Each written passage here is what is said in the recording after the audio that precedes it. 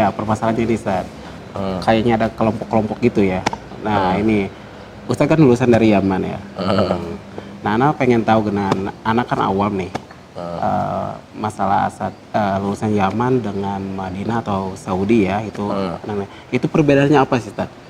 Anak itu pengen ya mungkin pandangan sebagian orang sebenarnya, tapi kalau para penuntut ilmu sepertinya tidak memandang dengan pandangan yang seperti ini ya. Soalnya pertama, kalau sama-sama mendakwahkan kepada tauhid, itu pasti mereka seragam, nggak mungkin tidak seragam ya, karena Allah menyebutkan sebuah ayat di dalam Al-Quran, inna hadhi ummatukum ummatan wahidah wa ana rabbukum fa'budun.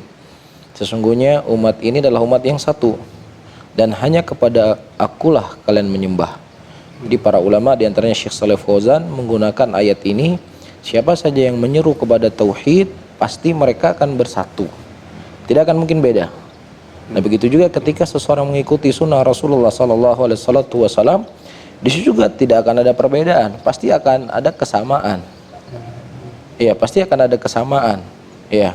Nah itu pertama. Yang kedua, ya, perbedaan bangsa dan negara itu tidak akan membedakan prinsip kalau memang sama-sama berjalan di atas prinsip Ahlus Sunnah.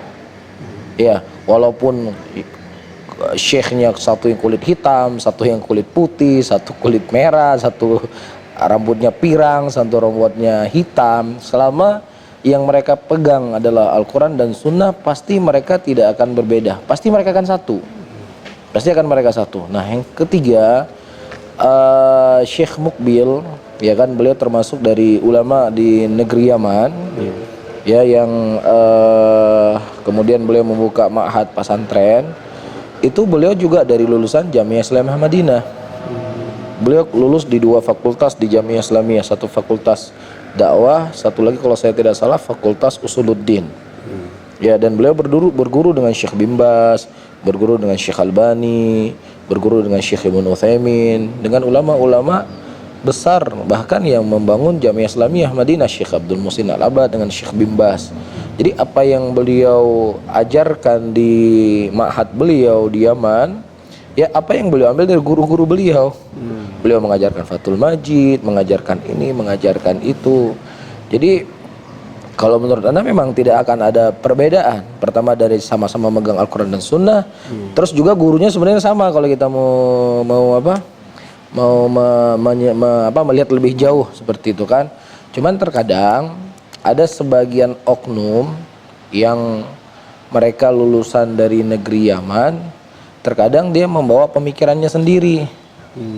Dia tidak membawa pemikiran atau jalannya guru-guru kita yang ada di Yaman.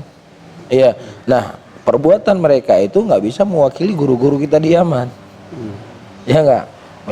Misal identik murid-murid dari Yaman itu suka tahdiran, ya suka pokoknya suka begini-beginilah kan.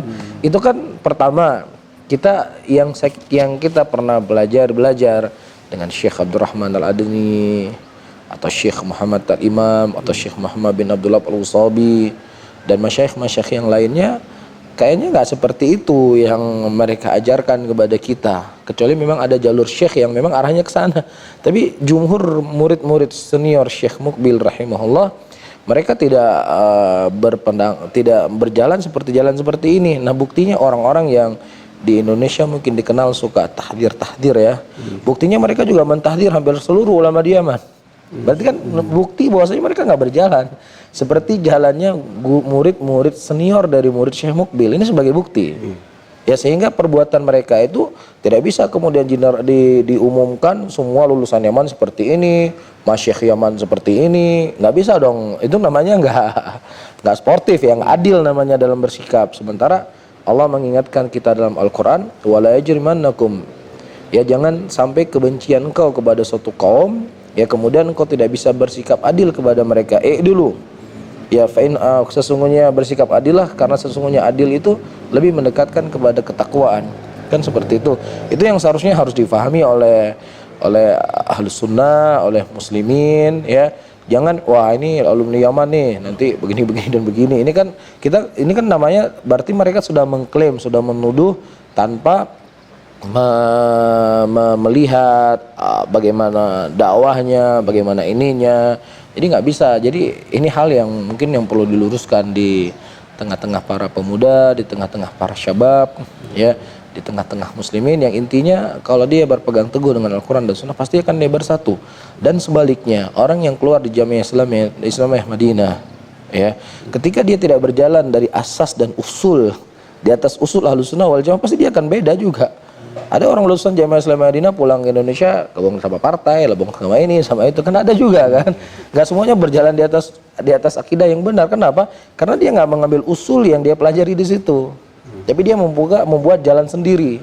Jadi yang menyatukan kita itu bukan negara, bukan negeri, tapi yang menyatukan kita itu adalah Al-Quran dan Sunnati Rasul Sallallahu Alaihi Wasallam. Dan ya Pak Wandi sendiri kan, ya mungkin kita sudah lama berkenalan. Terus Pak Wandi juga kenal sama Ustadz Farhan, ya, atau ustadz-ustadz yang lain yang dikatakan adalah lulusan dari negeri Yaman. Kira-kira ada nggak kita, wah Pak Wandi jangan ngaji sana, jangan ngaji sini, jangan ngaji sana. Justru kita berusaha untuk, ayo dong Pak Wandi kita satukan, ya ustadz-ustadz Ahlus Sunnah, ikhwan-ikhwan sama-sama kita satukan di atas satu barisan, kan seperti itu kan. Iya. Nah, gitulah kenyataan. Cuman ya ini PR buat kita bersama, agar pemikiran seperti ini mungkin bisa dikikis sedikit demi sedikit lah di tengah-tengah para pemuda lah ya. Penuntut ilmu ya. Para penuntut ilmu seperti itu.